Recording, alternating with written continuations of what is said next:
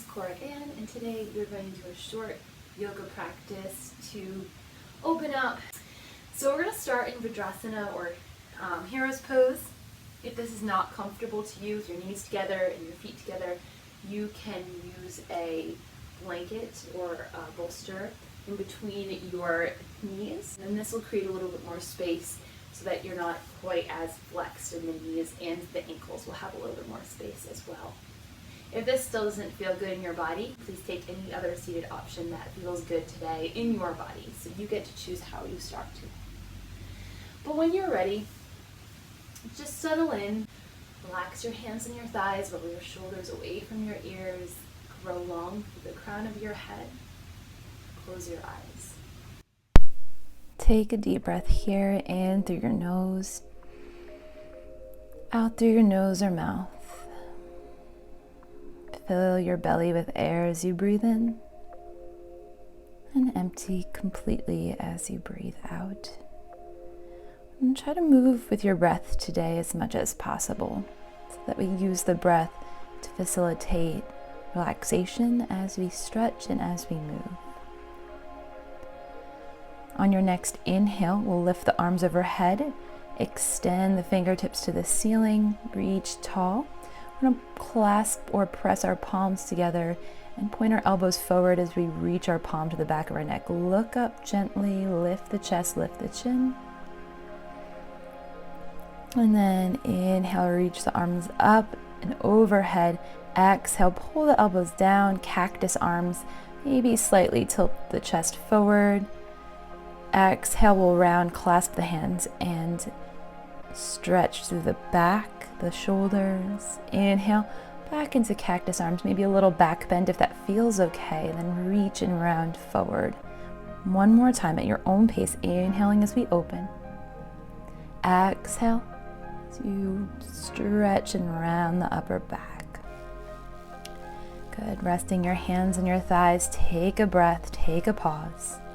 And then we'll bring our hands to our collarbone and gently pull down as we lift the chin up gently. We should feel a slight traction in our neck muscles, and we're gonna lower our left ear towards our left shoulder and then angle the chin towards the ceiling. Breathe. Feeling an opening in the neck, and the stretch should be gentle but pleasant. Slowly bringing the ear to the right side and angling the chin up. And coming back to center when you are ready. We'll release the hands and bring them into an interlace behind us. Right thumb on top, open the shoulders as we squeeze and roll the shoulder bones back and pull the chest through. Exhale, switch the interlock, left thumb on top, lift the chest, lift the shoulders, and slowly release. We can roll out, stretch the wrists if we'd like as we come forward onto all fours. We'll remove the bolster or blanket if we were using it, and align yourself with your toes tucked under and your hands out in front. We'll start to shift just a little bit our hips towards our heels, and for some of us this might be really challenging to hold or to get all the way here, and it's not necessarily the point, but think about trying to bring your hips towards your heels for a little toe stretch. Open up the toes, open up the feet. And when you're done, slowly come out, come back onto all fours, hands and knees, and find some cat-cows. And feel free to move with some freedom here. You don't have to be perfectly stationary or perfectly in one spot. Feel into the spaces of your spine that need it the most. And breathe in as you extend, and out as you round and flex. We're going to step the right leg back, press into your heel to open the calf, and then roll open towards your right side. Lift your right hand up, and then turn your palm to face the front of the mat and reach overhead. Make sure that your left hand stays grounded, and we're reaching from the right toes all the way to the right fingertips. So we get a nice big opening down the right side of the body. Inhale here. Exhale, start to slowly come back through center. Bring both knees under the hips, untuck the toes, and we'll sit the hips back towards the heels, forehead to the mat or to a blanket for child's pose. Let's keep this fairly active, crawling the fingertips forward so we feel a long line from the fingertips down to the hips, stretching through the back. On your next inhale, press into the hands and roll forward gently, stacking the hands once again under the shoulders. We'll step the left leg back and roll open to the left, side plank modified. Stack the right hand underneath, turn and flip the left hand towards the front of the mat, and then reach, really pressing through the outer left foot and reaching through the left fingertips. Inhale here, exhale, slowly coming back through center. Stack the knees, stack the hands, and we'll sit back once again in child's pose. Option to take the knees a little bit wider if that feels better in your body. Sometimes it's a personal preference. We're going to press the palms together again, and then slowly bring it to the back of our neck, just like we did earlier today, and walk the elbows a little closer together. We want to feel a deep opening under the shoulders here, into the lats. Breathe into that space in between the shoulder blades. And when you exhale, slowly reach the hands back towards the front of the mat. Press the palms down into the ground. And then shift your weight back forward, back onto all fours. Bring the knees back under the hips. We'll tuck the toes, maybe walk the hands about an inch, maybe 2 or 3 inches forward. As we start to lift the hips up, back into downward facing dog. Press into your fingertips. Keep your knees bent here so that we can sink our chest towards our thighs a little more. If it feels comfortable, you can start to straighten the knees or stay like this. And then exhale, slowly lower back to the knees.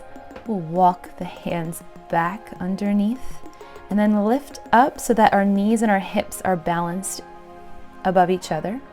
We're going to place our hands on the small of our back, pull the elbows together, lift the chest gently for a little baby camel.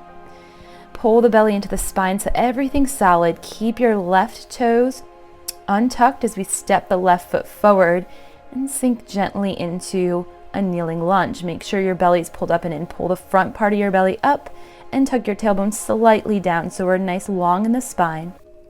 Inhale, reach the hands up overhead. Exhale, twist towards your left leg. Keep your spine long as you look over your left shoulder. Gentle twist, long through the spine, and breathe.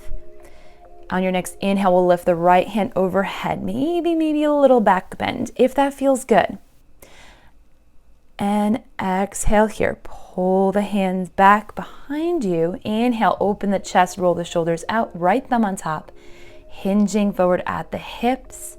Relax your neck. Keep your spine long. Slowly exhale, unwind. Hands plant to the ground. Step your left leg back. And child's pose. Take a breath here. Option to press the palms together if you like, or just land and breathe in. And out. Exhale, slowly round back up. We'll tuck the toes and come back into that kneeling position. Hands to the small of our back. Pull the elbows together. Open the chest. Gentle camel. Feel your heart pull up and forward. Long through the upper back and through the lower back. Slowly unwind. We're going to untuck the left toe. Keep your right toes tucked and use your core to step the right leg forward and sink into that kneeling lunge again. Adjust your spine. Inhale, reach the fingertips up towards the ceiling. Exhale, twist towards your right leg, twisting towards the right. Keeping the spine long, shoulders relaxed away from the ears as we gaze over the right shoulder. Breathe here. Find your breath. Slowly unwind. We'll take the left hand, reach it up towards the ceiling. Find maybe that little baby back bends. And then straightening out, exhale, clasp the hands, left thumb on top, roll the shoulder bones back. Inhale to lift and exhale, maybe hinging forward at the hips. Breathe, spine stays long. Inhale, coming back up. Unwind the fingers, placing them on the ground. Bringing the knees back under the hips. We'll walk the hands forward this time, lowering the chest to the ground, keeping the hips lifted for puppy's pose. Sink your chest down towards the ground, relax your neck, keep your spine long.